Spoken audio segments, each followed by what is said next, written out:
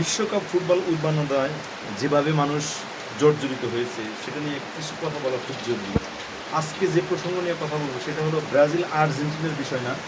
আপনারা আর্জেন্টিনা কীভাবে গোল দিয়েছে সেটা আমার বিচার্য বিষয় না, কিন্তু বিষয় হলো এই যে উন্মাদনা দেখেন, এই উন্মাদনার পিছনের কি কারিগর থাকছে তা সেখানে চিন্তা করেন। যেখানে বাংলাদেশের কোনো খেলোয়াড় নেই, বাংলাদেশের কোনো টিম নেই, তারপরেও কেন এত উত্তেজনা? আপনারা ইতিমধ্যেই জানেন, ইতিমধ্যেই প্রায় 12 জন আর্জেন্টিনার সমর্থক মৃত্যুবরণ করেছে এবং প্রায় সব মিলিয়ে প্রায় 30 জন মৃত্যুবরণ করেছে এই শুধুমাত্র খেলা নিয়ে। কিন্তু বাংলাদেশের ফুটবল টিমগুলোকে যদি আমরা সাজাতে পারতাম, যে বিশ্বের যে সমস্ত পপুলার কান্ট্রি আছে ফুটবল খেলা নিয়ে যাদের উন্মাদনা বেশি, তাদের প্লেয়ারগুলো যে আমরা যে হায়ার করে এনে আমাদের একটা টিম বানাতে পারতাম, তাহলে কিন্তু আমাদের বাংলাদেশের ছেলেমেয়েরা এই খেলাধুলার প্রতি আরও ইন্টারেস্টেড হইতো।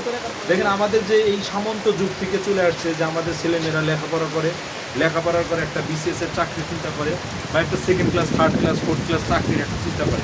এই বাবা মাও কিন্তু এই শিক্ষাটাই দেয়। দেখেন, ছেলেমেয়েরা এখন দেখা যায় যে একটা স্কুলে যাবে, 5 মিনিট হাঁটাই গেল, 5 মিনিট হাঁটার পরে সে ক্লান্ত হয়ে যায়, বাবা আমি চিপস খাবো, আমি এটা খাবো ওটা খাবো।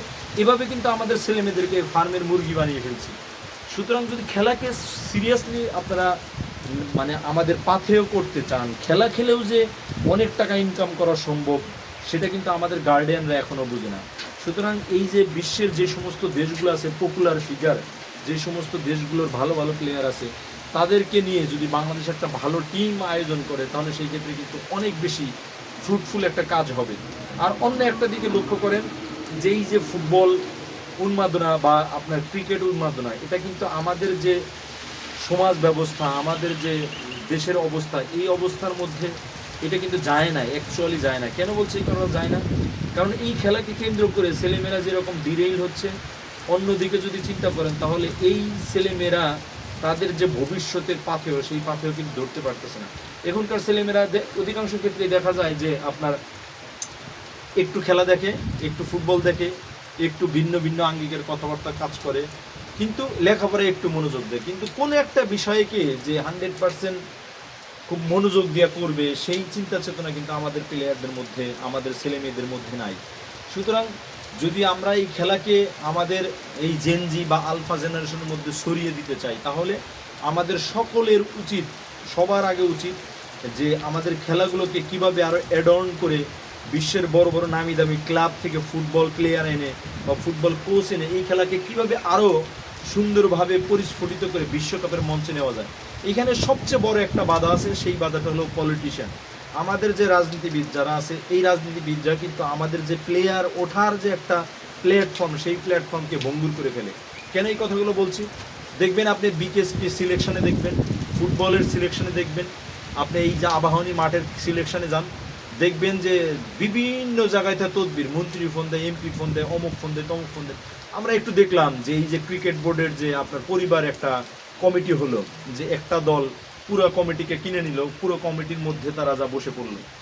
এইভাবে যদি পরিবার কেন্দ্রিক বা আপনার দলীয় কেন্দ্রিক একটা বোর্ড গঠন হয়, সেখান থেকে কোনোভাবেই যে ম্যাসিভ লেভেলের ভালো ভালো ট্যালেন্টফুলের যারা প্লেয়ার আছে তারা যে উঠে আসতে পারবে, সেটা কিন্তু কোনোভাবেই সম্ভব না।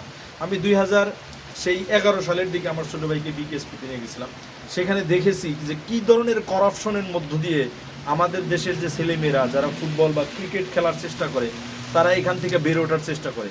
সুতরাং তার যদি ওঠার সময় যদি স্ট্রাইকিং করে উঠতে হয়, তাহলে কিন্তু সে ভালো মানের প্লেয়ার হতে পারে না। আমাদের ছেলেমেয়েদের মধ্যে যেহেতু ফুটবল উন্মাদনা, ক্রিকেট উন্মাদনা আছে, তাহলে সেইভাবেই গঠন করতে হবে দলটা। যদি এইভাবে দল গঠন করতে পারি, তাহলে এই যে জেনারেশন যারা লাফালাফি করতেছে, এই জেনারেশন সত্যিকারের একটা ভালো টিম পাবে। এবং এই ফুটবল খেলেও যে সারা বিশ্বে থেকে রেমিটেন্স আহরণ করা যায়, সেটা কিন্তু খুবই সিরিয়াসভাবে আমাদের দেশে কাজে লাগানো যাবে। আপনি দেখেন, পৃথিবীর অনেক ছোট ছোট দেশ আছে, যেমন ব্রাজিল, আপনি আর্জেন্টিনা, এদের যদি ইকোনমিক সাইজ দেখেন আপনি, এটা বাংলাদেশ এবং ভারতের চাইতে অনেক অংশে কম। কিন্তু বাংলাদেশ এবং ভারত কোনো খেলায় রিপ্রেজেন্ট করতে পারে না। তারা এই ফুটবল খেলে কোটি কোটি টাকা, মিলিয়ন মিলিয়ন বিলিয়ন বিলিয়ন টাকা আহরণ করে সেটা তার দেশের কাজে লাগাচ্ছে, দেশের ডেভেলপমেন্টের কাজে লাগাচ্ছে। কিন্তু অন্যদিকে আমাদের বাংলাদেশের মানুষ, ছেলেমেয়েরা দিন রাত জেগে টিএসসিতে যাচ্ছে, অমুক জায়গায় যাচ্ছে, তমুক জায়গায় যাচ্ছে, দিন রাত তাদের জার্সি পরে ঘুরতেছে, এটার জন্য জীবন প্রাণ লড়ে যাচ্ছে, এমনকি আত্মহত্যার শিকার হচ্ছে। কিন্তু তাদের যে প্ল্যাটফর্ম, এই খেলাধুলার যে প্ল্যাটফর্ম, সেই প্ল্যাটফর্ম কিন্তু নাই। তারা যদি বাংলাদেশের একটা টিম থাকতো, সেই টিমকে নিয়ে যে উচ্চবাচ্য করতো, সামাজিক যোগাযোগ মাধ্যম, টিকটক, ফেসবুক, ইউটিউব, বিভিন্ন প্ল্যাটফর্মে যদি লেখালেখি করতো এবং এই খেলাগুলো উন্মাদনাকে যদি ছড়িয়ে দিত, তাহলে কিন্তু আমাদের একটা টিম ভালোভাবে সিরিয়াসলি উঠতে পারতো বহির্বিশ্বের প্লেয়ারগুলো নিয়ে।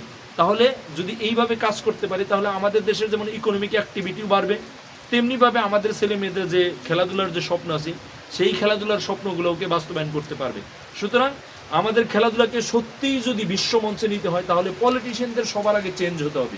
যদি এই চেঞ্জ আমরা বাস্তবায়ন করতে পারি, তাহলে এই যে ব্রাজিল ফুটবল বা আপনার ফ্রান্সের ফুটবল বা আর্জেন্টিনার যে ফুটবল প্রীতি আছে, সেই প্রীতির থেকে বের হয়ে আমাদের দেশের যে খেলার প্রীতি, সেই প্রীতি কিন্তু ঢুকে যাবে আমাদের যুব সমাজের মধ্যে। সুতরাং আসুন আমরা ওই লক্ষ্যে আগানোর চেষ্টা করি এবং আমাদের পলিটিশিয়ানদের এই ধরনের মোটো, এই ধরনের লক্ষ্য আমরা তাদের কাছে বারবার শেয়ার করি এবং তারা যেন সংসদ ভবনে বা বিভিন্ন প্ল্যাটফর্মে এই জিনিসগুলো নিয়ে যায়। যদি নিতে পারে, তাহলে আমাদের ছেলেমেয়েরাও ফুটবল খেলে, ক্রিকেট খেলে আমাদের দেশের যে ইকোনমিক অ্যাক্টিভিটি আছে, অর্থনৈতিক যে ইনকামের ব্যবস্থা আছে, সেই ব্যবস্থায় টাকা যোগ করতে পারবে। এভাবেও কিন্তু একটা দেশ চকচকে সুন্দর হতে পারে। ধন্যবাদ সকলকে।